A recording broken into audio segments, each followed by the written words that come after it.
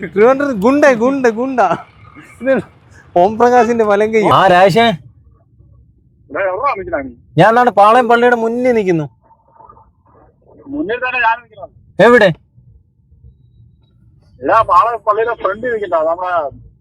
അമ്പലത്തിന്റെ അവിടോ? നേരെ ഫ്രണ്ടിലോട്ട് വന്ന് റൈറ്റ് ലെഫ്റ്റിലോട്ട് കയറേ. ആ സൈഡ് വശത്തെ ലെഫ്റ്റിലോട്ട് നേരെ അമ്പലത്തിന്റെ അവിടെ നേരെ മുന്നോട്ട് വന്ന് ലെഫ്റ്റിലോട്ട് അകത്തോട്ട് കയറേ. ഒരുപാട് വർഷം പരിചയമുള്ള സുഹൃത്താണ് രാജേഷ്.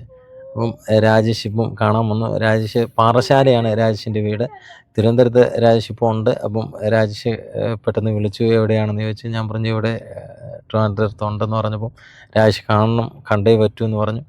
അങ്ങനെ രാജേഷ് ഇപ്പം കാണാൻ വരികയാണ്. ഒരുപാട് സുഹൃത്തുക്കൾ നമുക്ക് ഈ യാത്രയ്ക്ക് ഇടയിൽ വെച്ച് പഴയ സുഹൃത്തുക്കളെ കാണാനും ബന്ധം പുതുക്കാനും സംസാരിക്കാനും ഒക്കെ പറ്റി. അത് തന്നെ ഏറ്റവും വലിയ സന്തോഷം. ട്രിവാൻഡ്രം കില്ലർ രാജേഷ് എന്നറിയപ്പെടുന്നത് ഇതുണ്ടല്ലോ, ഇത് കണ്ടോ നീ? ട്രിവാൻഡ്രം ഗുണ്ട ഗുണ്ട ഗുണ്ട. ഓം പ്രകാശിന്റെ വലങ്കയ്യ.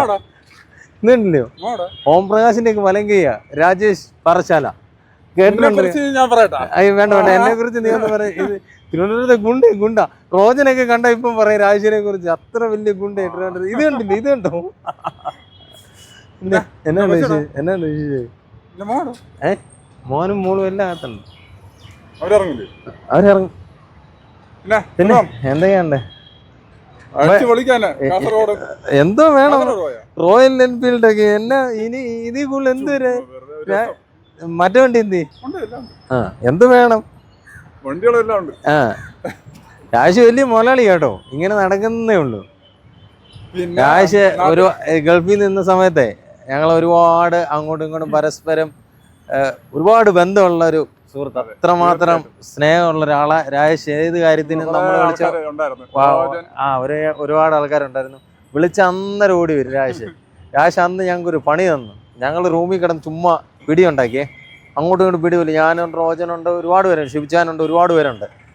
രാജേഷ് മരിച്ചതുപോലെ കിടന്നു. രാജേഷിന് അന്ന് ചെറിയ അസുഖങ്ങളൊക്കെ ഉണ്ടായിരുന്നു. അപ്പം മരിച്ചതുപോലെ കിടന്നു. ഞങ്ങൾ വിചാരിച്ചു മരിച്ചതാണ്. ഞങ്ങൾ ഡ്രസ്സൊക്കെ വലിച്ചൂരി അഭിനയിച്ച് കിടക്കുവാന്നു. എന്നിട്ട് പോലും ഡ്രസ്സ് ഊരിയിട്ട് പോലും മൈൻഡ് ചെയ്യുന്നില്ല. ഞങ്ങൾ വിചാരിച്ചു മരിച്ചു. എല്ലാവരും വിചാരിച്ച് ജയിലില്ല, തല വെട്ടി. സൗദി ഇല്ലയോ, നിയമം എന്താ തീർന്നില്ലയോ? ഓ രാജേഷ് കുറച്ച് കഴിഞ്ഞ് ചിരിച്ചോണ്ടൊരു എഴുന്നേക്കും. അയ്യോ അന്നേരം വന്നൊരു ഇത്, അന്നേരം എല്ലാവർക്കും ജീവൻ വീണേ. അങ്ങനെ സംഭവം തന്ന രാജേഷാണ്. അപ്പം രാജേഷിൻ്റെ വിശേഷങ്ങളൊക്കെ നിങ്ങൾ കണ്ടല്ലോ. ഇനിയിപ്പം ഞങ്ങൾ കുറച്ച് കാര്യങ്ങളൊക്കെ സംസാരിക്കുക. അപ്പോൾ ഓക്കെ, വീണ്ടും കാണാം.